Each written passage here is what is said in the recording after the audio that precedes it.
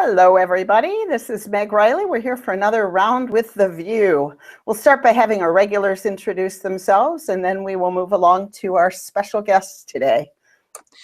Hi, I'm Joanna Fontaine Crawford, and I am in Austin, Texas.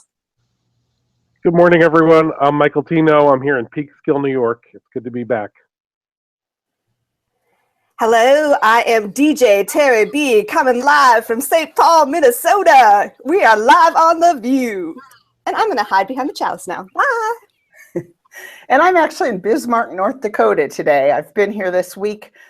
Different Unitarian Universalist ministers are coming through here to support Karen Van Fossen, who is the solo minister in a small congregation here that has been the only congregation in Bismarck mainstream congregations supporting the Standing Rock water carriers. So Karen has been, she's allegedly half-time. She's been working really hard, and it's been quite amazing to be here and to notice the respect with which she is held by the indigenous communities. It's been inspiring to see such a small congregation so active, and of course the camps are shut down. So I was here, they did basically a celebration of life for the camps, and everyone came and told stories about their experience with the camps. It was very beautiful, and I got to witness it. Today, they are receiving the Courageous Love Award.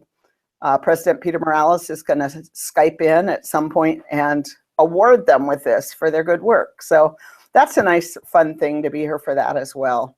So I know other people came before me and come after me, and they all want to know how it's going. I'd say the camps are closed, but tomorrow there's a big solidarity action going on. Washington, D.C., there's a march, and there are solidarity actions all over the country, including a prayer service here in the middle of what will maybe be a blizzard. And anyway, it's been an honor to spend a bit of time here. So just wanted to say that.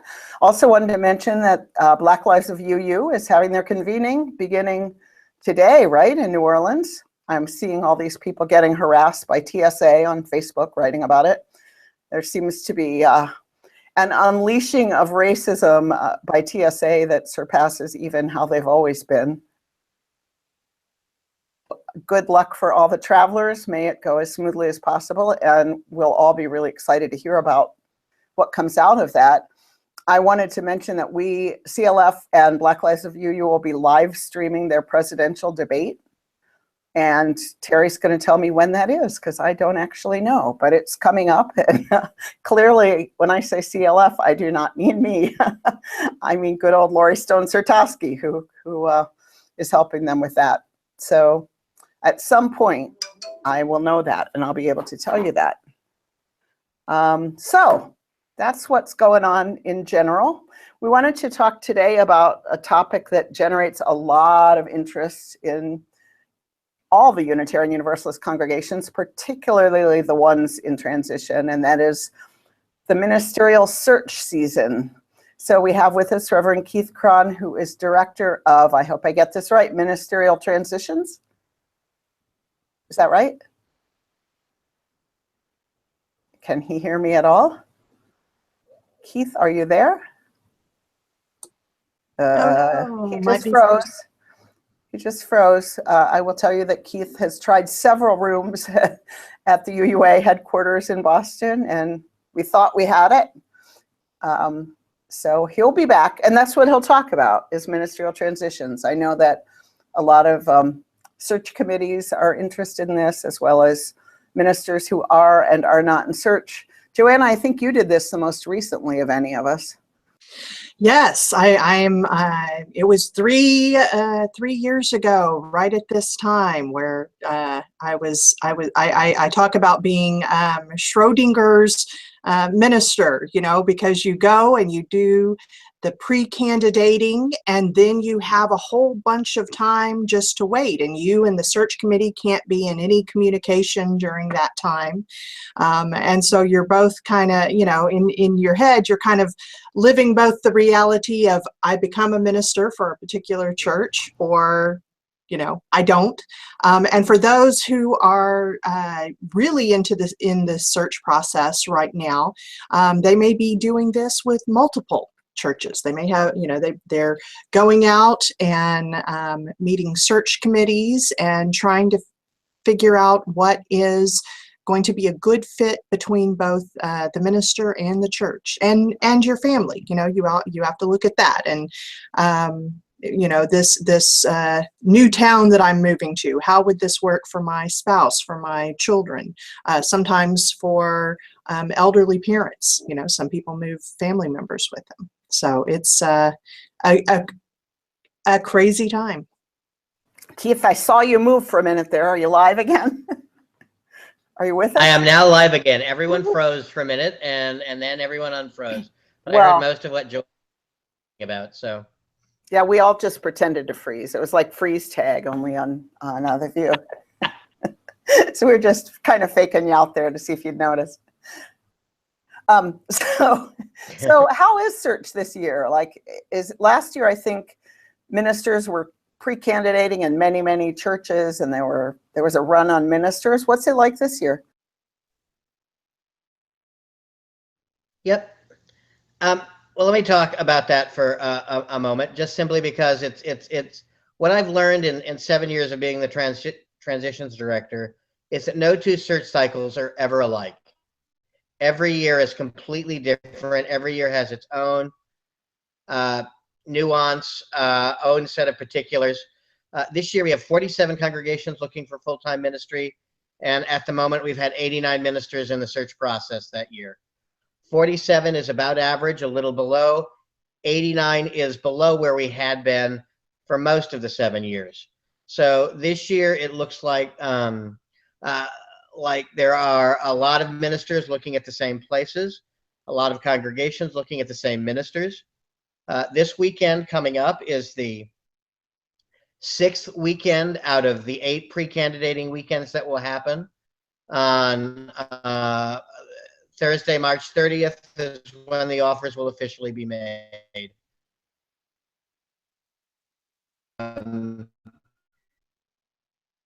One of the things that I think that I've noticed this year that has been more different than anything else, it's people of color and 35 to 40% who identify as lesbian, gay, or bisexual. And we've also had a handful of people with some sort of disability or accommodation needed. And those numbers are higher than normal, which is kind of interesting. I don't know what it says, if it's just this year or what, but I did notice that. The other thing that's different this year is we have far more congregations above 250 members in search, as opposed to congregations below 250 in search, which means more experienced ministers are actually in the search process because they're looking for the next larger church to go to. Well, that's interesting. Do you see the larger churches also entertaining brand new ministers? It seems like that's a trend I'm noticing. You know, people are really looking at folks and they're making 2 criteria. Do they have actual UU ministerial experience, and do they have life experience? Is this someone who can step into our congregation and be someone who we can see as our minister? And I'm seeing a real mix this year of some of the congregations being more than willing to look at someone right out of seminary. Others are sticking closely to have they worked in a congregation or not. We were talking before when you were frozen, I think, before we got on, about how the internet makes it really hard for this to be as private of a process as it used to be.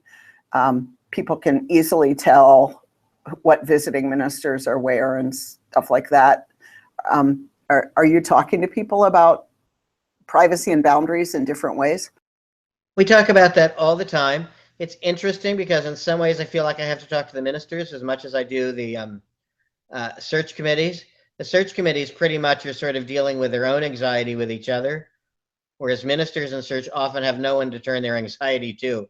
So we watch ministers spending a lot of time seeing if they can figure out who their competition is, and trying to figure out, you know, do I have a real chance here or whatever. And, you know, that I've actually cautioned people to worry less about and focus more on, is this congregation a good fit for you? But anxiety is anxiety, and we've certainly moved into the high anxiety phase of the search process for both colleagues and for congregations. Yeah, I hadn't thought of that. I'm sure that would be kind of hard not to want to do that kind of online research. I am now thinking, ooh, I would probably be doing that too. And you would be cautioning me against it. I think everyone wants to know. Yeah. And now there's some things that we simply can't control. I mean, at the church where I serve, we not during search season, but at all times, we encourage people to tweet or Facebook out from the service. And so then if you happen to be a neutral pulpit, you can't tell the congregation, oh, but not this Sunday. Don't say who's in our pulpit this Sunday. So it has not happened yet, but that's, that was one of those things where I just had to go, wow, I really have no way of controlling this. We were joking. Oh, sorry. Go. No, go ahead. I think on some level we have to give up control of that. We were saying that I think Michael had the idea that March should just be Pulpit Exchange Month, where everybody is somewhere else, so that there's no predicting or figuring out who's doing what. That was kind of a fun idea. I think. Yeah, someone came up with that online, and I was saying that when I've been a neutral pulpit host, I've always just pretended to my congregation that whoever was coming in was an old friend of mine that had invited to lead worship on my Sunday off, and very few people ever suspected anything. Well, and reality, pre-candidating is happening in February and March, so we might have to make it 2 months, but that's an interesting idea.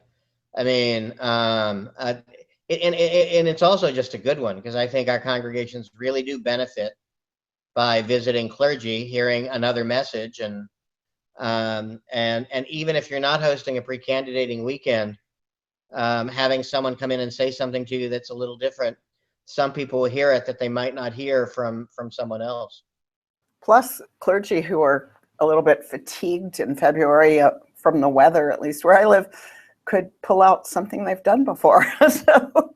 So that'd be kind of nice too. Although I don't know about you guys, but it never quite, that always seems like it's going to happen and never quite does. But so we have a viewer. Hey, Joelle. And she asks us about an article that was in the UU World about the rising cost of seminary and student loans and just the costs with ministerial placement. Are you noticing that student loan debts affecting the search process?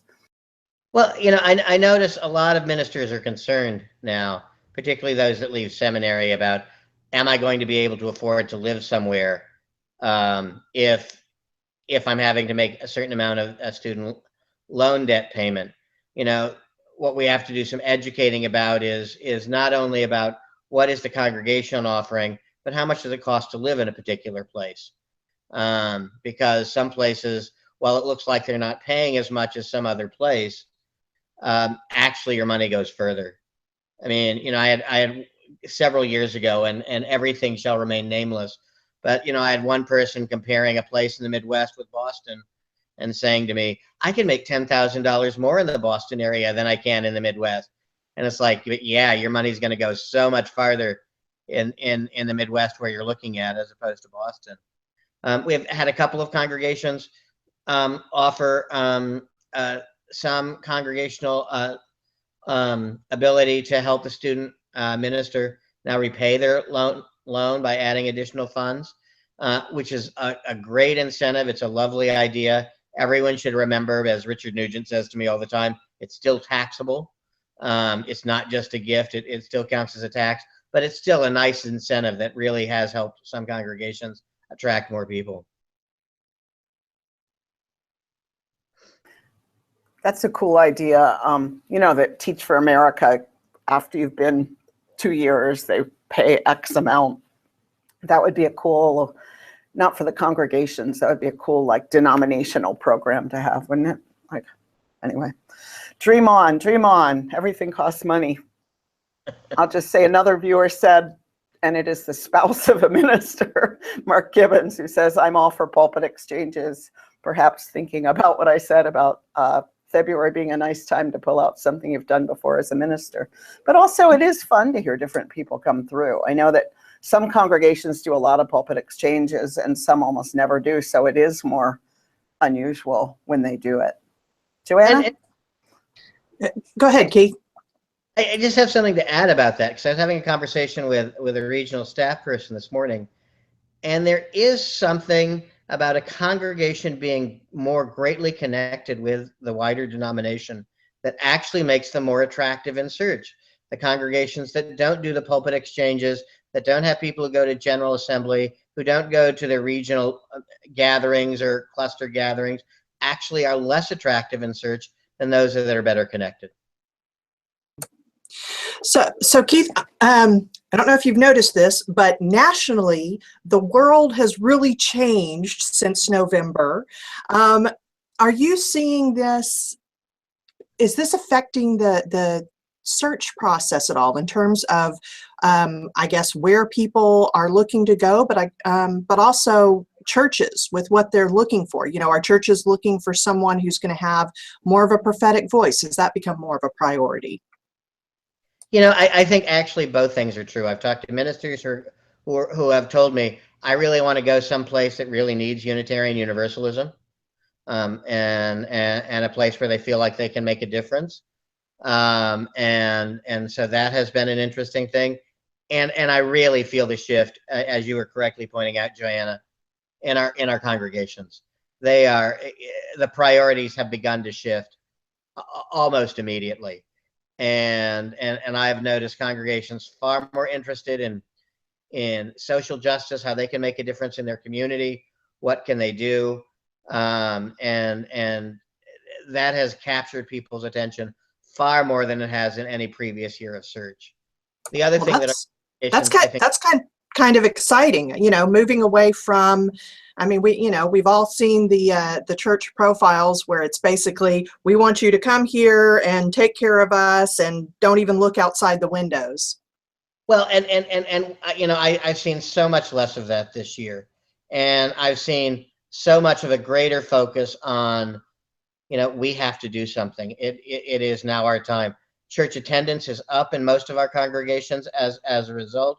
People are really feeling the need to be with like-minded folks, and really feeling a need to begin to make a difference. And you know, for anything political that you want to say, Donald Trump may be the best thing that ever happened to Unitarian Universalism in this century. Okay, we're not going to argue about that. But I know what you mean. When I was in DC, whenever horrible things happen, it was the ugly secret that, oh, this will be great for fundraising for all the progressive groups.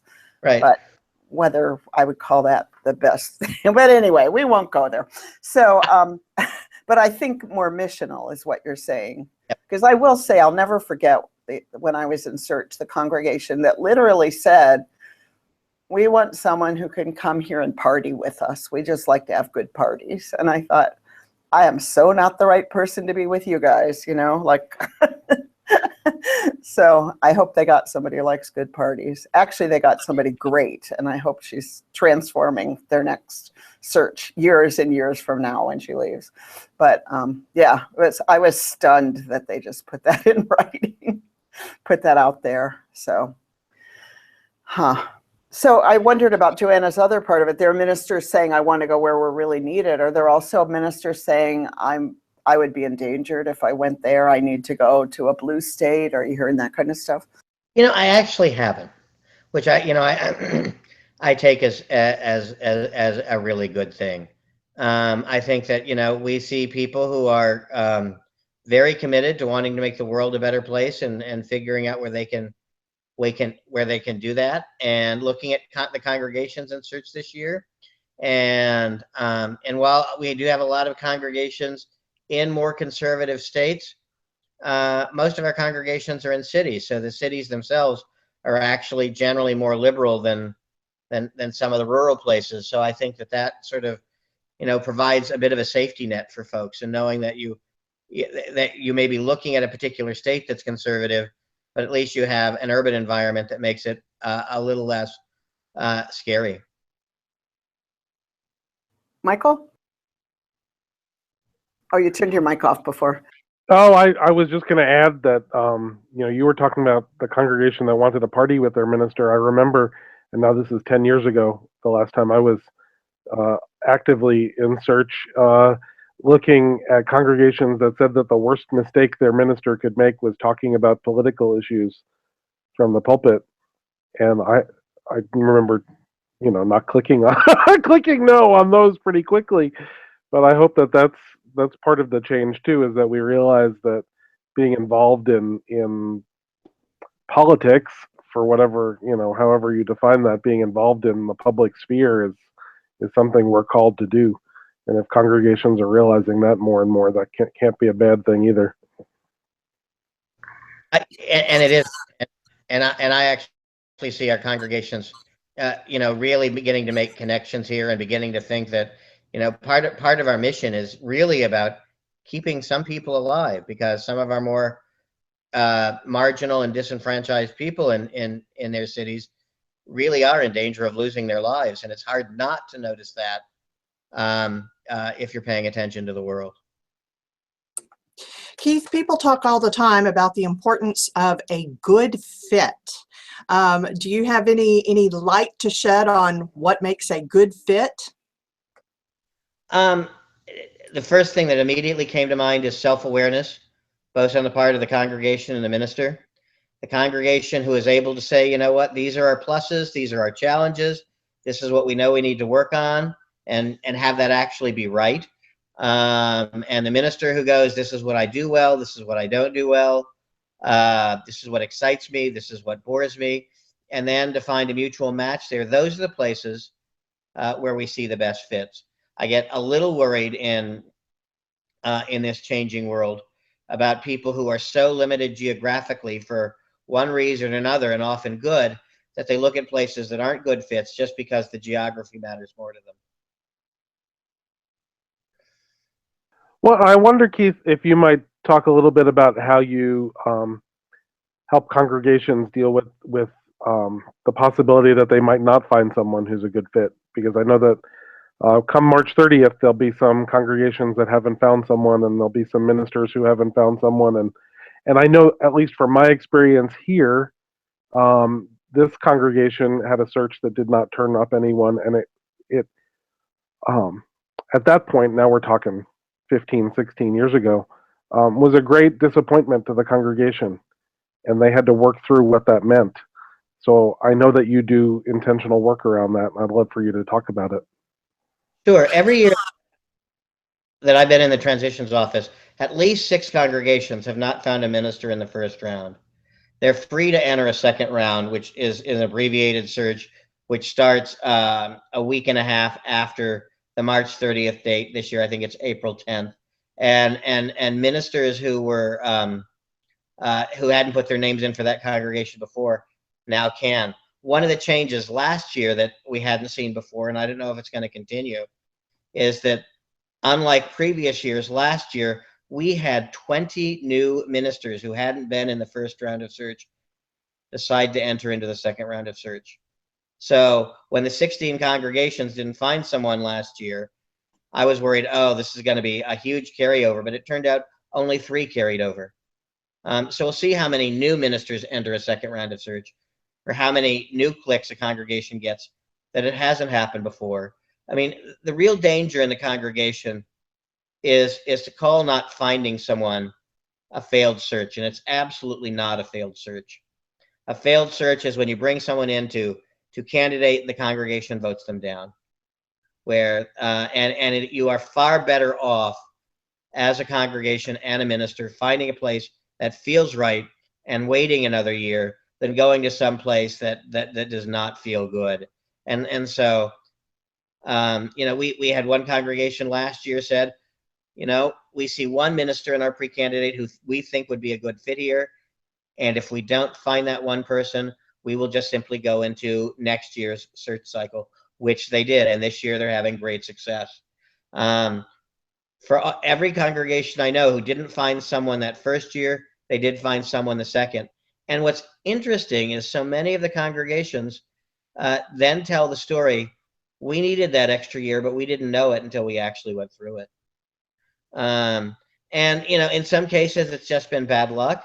In other cases, it may well have been a confluence of, you know, they just needed a little more time to complete whatever transition they needed to take. I assume with all the years that you've been doing this, that you have developed certain instincts about, you know, is this going to be a good fit? You know, should you encourage this? Do you have ways of encouraging or discouraging connections?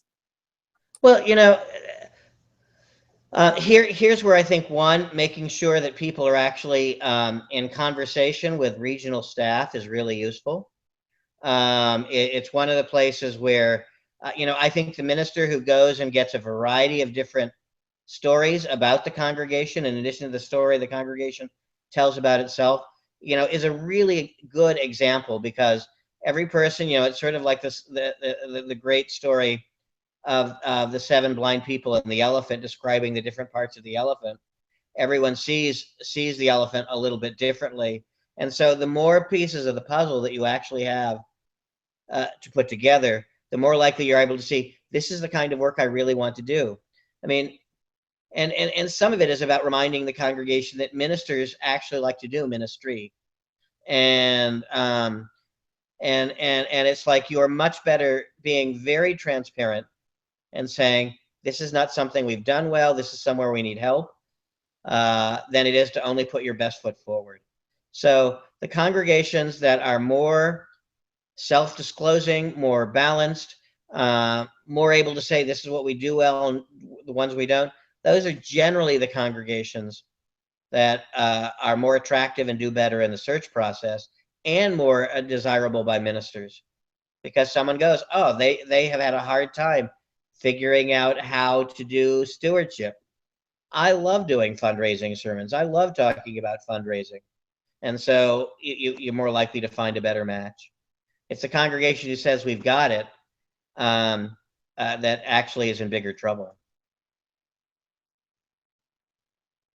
One of the things that having come to the church that I serve now, that I don't think I really realized before, you know, going through the search process with them, is that when you do make that match, you're actually starting your ministry during that search time. Right. You know, and in fact, you know, the questions that I would ask that this church during my time of candidating were things that then during the following year I could kind of refer back to. I could say, hey, well, remember when we talked about X? Do you have any tips for ministers in terms of seeing this as a potential beginning of their ministry at a certain church? Well, you know, it's interesting, because I actually think that's what a lot of people do. And people talk about, you know, they knew on their pre-candidating weekend that, oh, this was the congregation, or this was the minister. And so that becomes the basis for the beginning. The one caveat I'll put there is just making sure the search committee is in good relation and representing the congregation well. Because every so often we come across a search committee that has gotten so disconnected from the congregation that they've forgotten that the congregation has actually changed, and which often happens during the transitions process. But for the most part, all of this information that you're getting, beginning with the online materials and then the phone interviews or video interviews and then the pre-candidating weekends, becomes the basis of where you start, and where you start to build trust. You know, where you show them that you've heard them, that you've listened to what they've said, that you're able to reflect back what they said during these visits. You know, the other piece of that you didn't mention, Joanna, that I think is just critical, is that what you're demonstrating there is, I heard you, and I trust what you said about yourself, and that just really improves the relationship.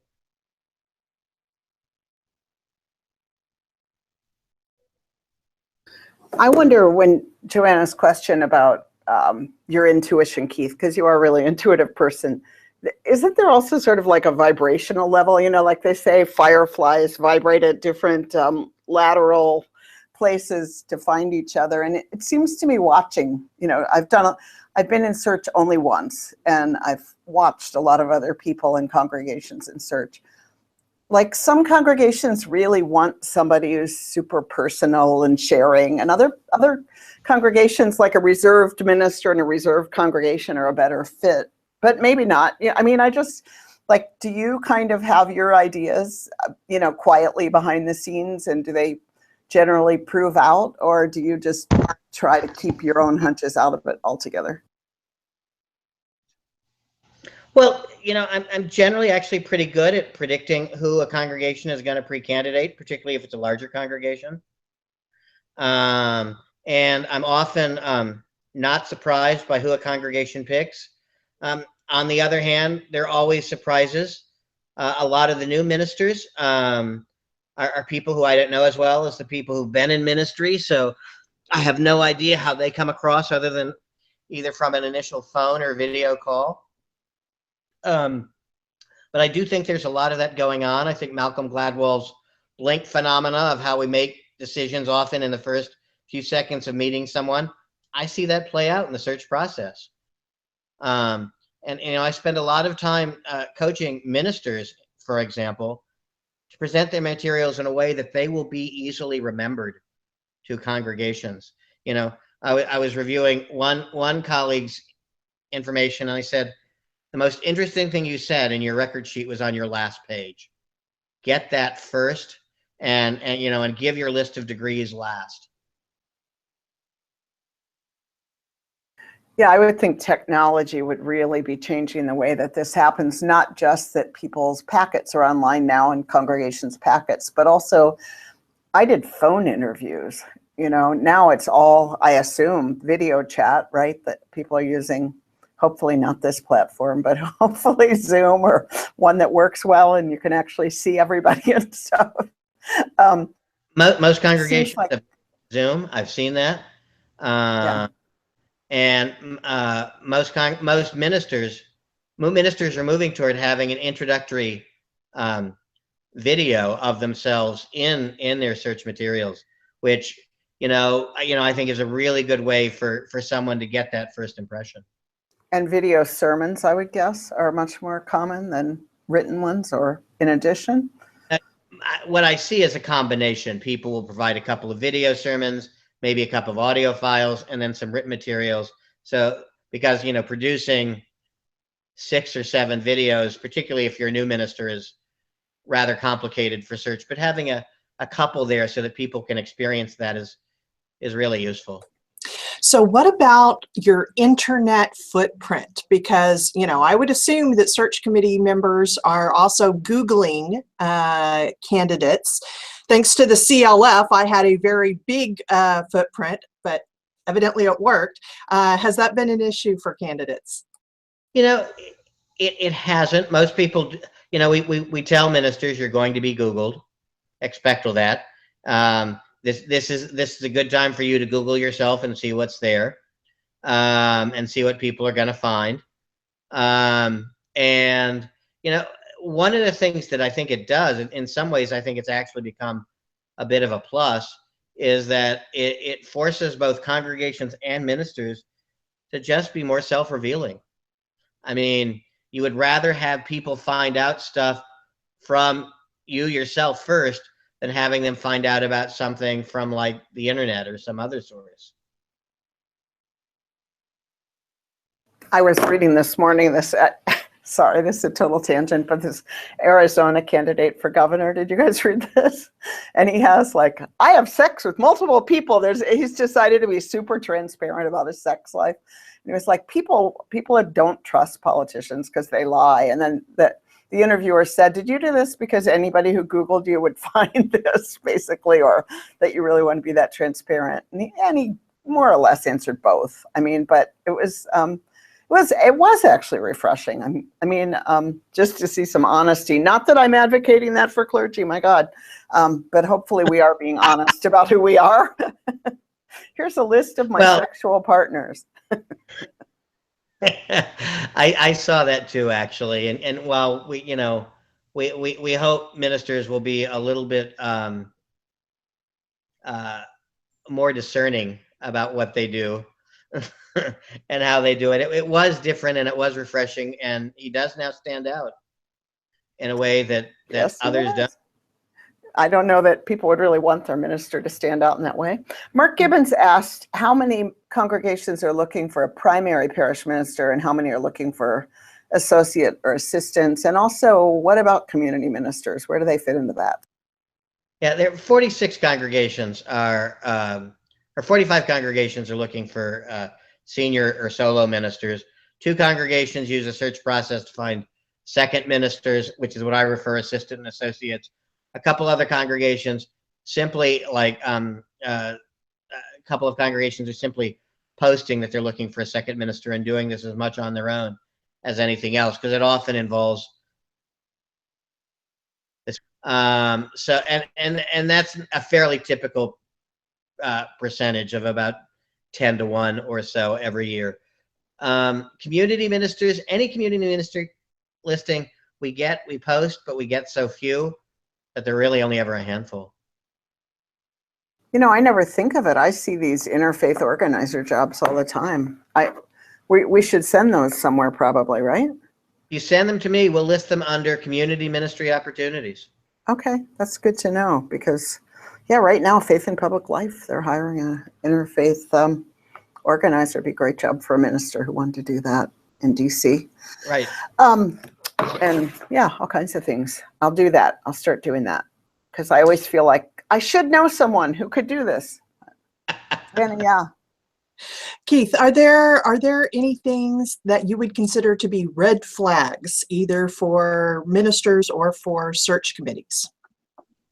Other than being public about your sex life, like we were just talking about? For either ministers or search committees. Having a sex life that you really have to be public about because someone will find it on. Right, exactly. You know, the biggest red flag for congregations, I think, well, there are two. There are two, and they're very different from each other. One is the congregation who only paints a rosy picture of themselves. That comes off as a huge red flag. And any kind of lack of self-awareness. For example, we've seen congregations that have had clearly had ministerial misconduct, and they never address it in the record sheet. And they never talk about the impact that has on the congregation and the relationship between congregations and clergy. Congregations are much better saying, we know this happened, and we haven't dealt with it. They're not saying anything at all. The other thing, which is hardly a surprise, but it does seem to surprise a lot of congregations, a big red flag is underpaying a minister. I mean, we literally do have had people on search committees go, I didn't know that mattered to ministers. And and there are people who think that somehow we're some sort of UU version of the Catholic priest or nun who's basically doing this out of a sense of service, as opposed to I have to pay off my student loans and find a place to live. Yeah, if they think that you've taken a vow of poverty, they're probably assuming you've also taken, you know, vows of chastity and all the other vows as well. Well, I mean, my father, who I love to bring up, you know, when they were in search, I was like, Dad, you're the kind of person who makes ministers not want to go to the church. He passed a petition around to all the old geezers, which is what he called them, demanding that the minister be in the pulpit 50 weeks a year. And I was like, he was like, why do ministers hate preaching so much? And I was like, what? They want a week off every month from preaching. So, well, Keith, I'm curious, is that, you know, how much education do you have to do with congregations? You know, it's a combination of things. There's some things congregations don't know, and there's always a piece of that. There's also the piece here that, you know, and this is what I feel like I spent a lot of my time doing, It's helping people deal with their anxiety, whatever it is. And so often what you're trying to do is being a part of helping them see what the overall system is like, helping them potentially be less anxious so that they can then make better decisions. But often you will see for both congregation and minister, the anxiety ramped up at such a level that they stop making good decisions, that all they can see is their anxiety. And it's really important for search committees early on to get real and specific about, this is what our anxiety is about. And it's more than their anxiety about, oh, we're not going to find a minister, but what kind of minister are you anxious about not finding or finding? And help that clarify that, because what we often see in congregations, for example, is it's like, oh, our last minister was really horrible administration, so therefore we have to find a minister who's a good administrator. And so they do that, but then all of a sudden the preaching suffers because they stopped looking for someone who is a good preacher. So not doing the polarity theory, but being able to hold, this is what we need, and we have to be realistic about what can we get for what we can afford. I mean, you're not going to get a minister with 20 years of experience coming to a congregation of 107 who is going to be able to solve, every wish the congregation has. Chances are for a congregation of 107, you're going to get a minister right out of seminary. Right. And there's that common thing that goes around in all denominations about the perfect minister, right? The perfect minister is 35 with 50 years experience. Right. Right, exactly. Hey, we did. Right. It's time we had an issue of the Beacon come out, I think. That reminds me. The parody newspaper. Whoever does that, do that. Keith, what is unique about this year's search? You were saying that every year is different. What would you say is unique this year? Is it the political climate, or what would you? I think it's two things. One, I think it's the way that the election changed the search process, and search committees sort of began to really pivot immediately toward looking to someone who had this particular eye. The other is the number of congregations that are above 200 in search. I've not seen that many before. And, there are some really great opportunities for people to do good ministry in many of these congregations. And so, usually what we see is a disproportionate number of congregations of 200 or less. And this year it's the actual reverse. And that's really kind of exciting, because more ministers who've been serving in some way entered into the search process, and the newer ministers, you don't see as many folks who are newer, with as only being herded into the smaller congregation size. Are you seeing churches be more willing to, like if they've only had male ministers, to invite women to candidate, or GLBT, or people of color? I generally see more of a movement in that direction. In part, I think because the ministry is just more diverse than it used to be. I mean, I would put the number of straight white males in ministry probably somewhere at about 20% of the ministers in search.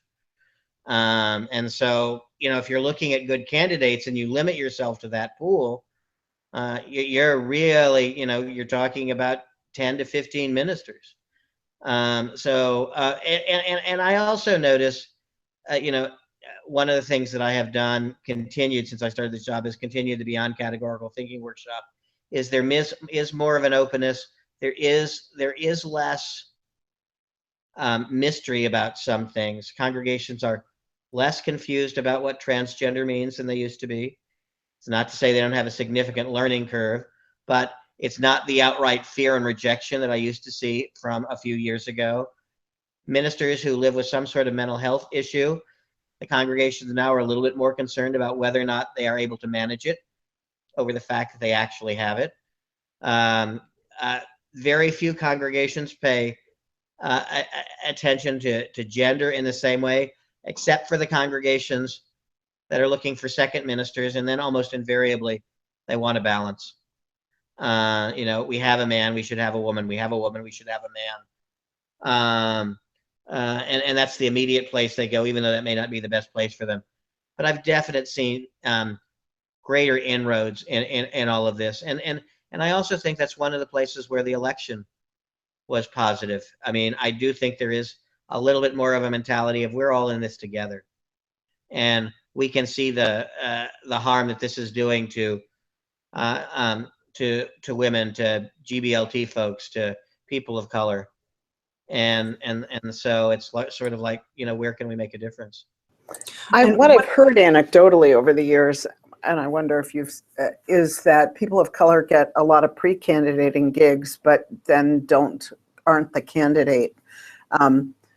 Do you see, you were saying that a lot of congregations are looking at the same people, and I know we're so small, I don't want to get specific at all, but I wonder if everybody is like wanting one of their pre-candidates to be fill in the blank with some identity group. But you know, I just wonder how you're seeing that dynamic of really understanding what it means to support ministry. Do you see people engaged in deeper conversations about that?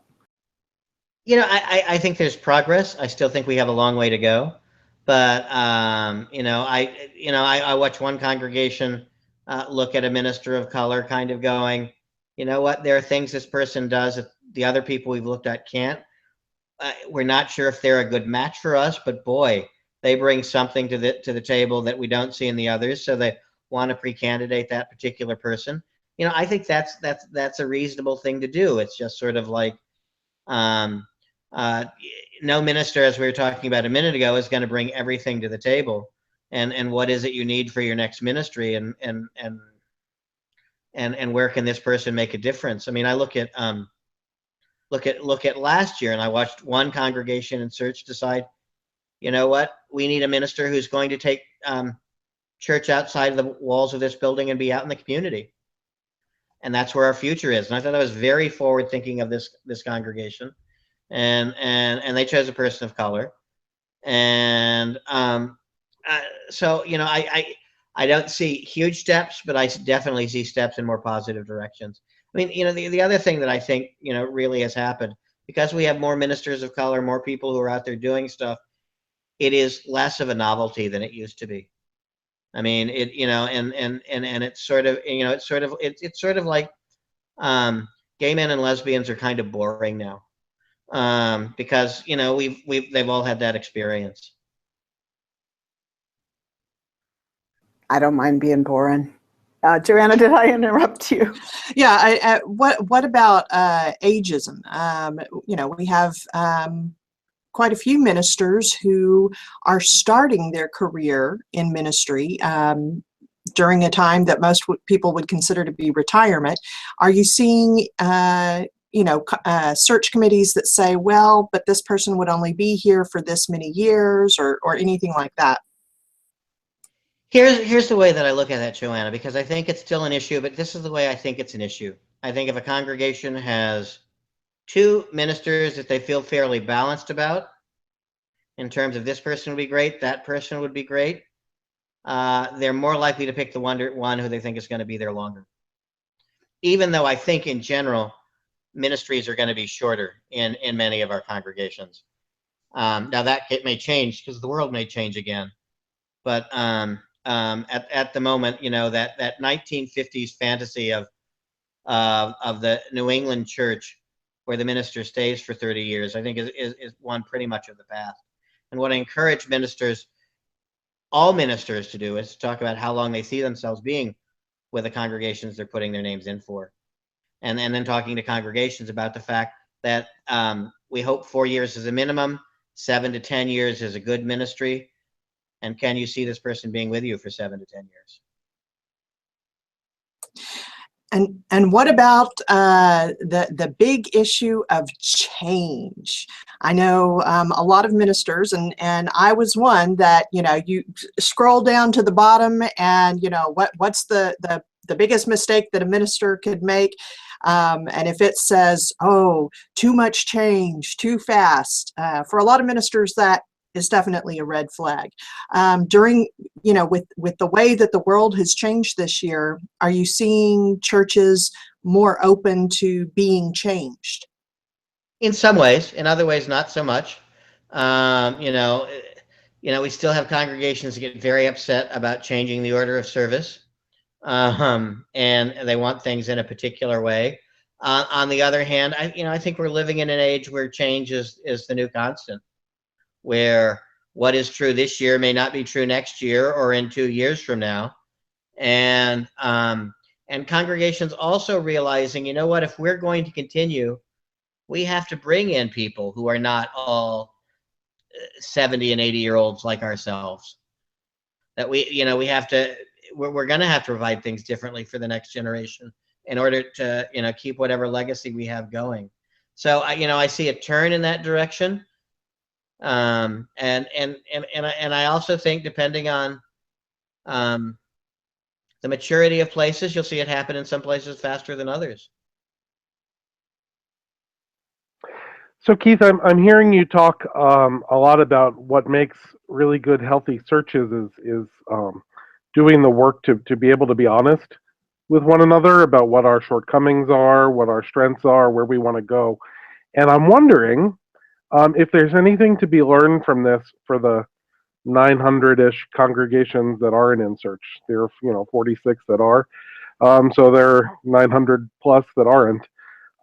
And if you could give some advice to ministers and congregations both who are not in search now about what makes a good, healthy, lasting relationship, what would it be? I mean, first and foremost is there trust involved? Is there good communication? One of the things I see congregations do, during the search process, they stop and take stock of where they are and what they're doing, and take a look at what kind of ministry they want. And then what happens so often in a settled ministry is they stop doing any kind of evaluation. Or if they want to do an evaluation, they only want to evaluate the minister as opposed to the ministry of the church. I think it's really important that congregation take some time and have conversations with each other, which, by the way, are far more useful than surveys. But have conversations with each other about what is working well, what isn't, and where do they need to adjust, what do they need to look at now that they hadn't looked at before. One of my favorite evaluations is 3 questions, and the question is, what do you want more of, what do you want less of, and what do you want to stay the same? And those are great 3 questions to spur some conversation about what needs to happen. I was working with a congregation looking for a developmental minister this year, and they were talking about, this actually was before the election, but I was talking to them about social justice, and they were kind of saying, we don't know exactly what we need to be doing in social justice. And I simply asked the question, okay, what does the city you're in actually need over the next 5 to 10 years? And they pretty much came up with a social justice plan in about 5 to 10 minutes. Yeah, that seems like the kind of work that all of our congregations should be doing, and not just the ones that are in search. So I wanted I wanted to live. Really, Michael? Really? I can't imagine. There is a bit of a Rip Van Winkle hope for most of our congregations, that when they get a settled minister, they're kind of done. And I really think one of the changes that we're going to see in this century in particular is that it's going to be harder and harder to go to a place where you are done. That change is going to be so constant and inevitable that we're going to have to be on our toes in terms of how do we both nurture people and make a difference in the world. And that's certainly what the next generation of folks want from a congregation. They want to be a place where they will be nurtured and supported and where they can make a difference.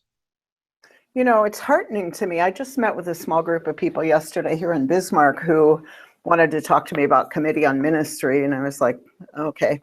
But I think Mid-America or somebody rewrote this, so it's really Committee on Ministries. What is the mission? How's it going?